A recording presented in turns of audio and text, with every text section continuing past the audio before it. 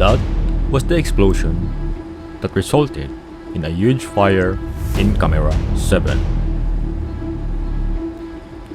It occurred at around 8:40 in the evening in Sloviansk, Donetsk, Ukraine, in the Donbas region.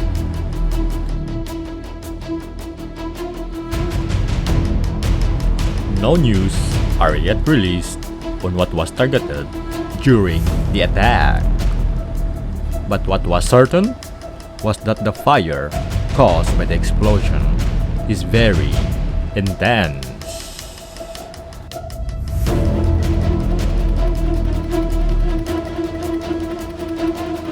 Let us look at the explosion one more time.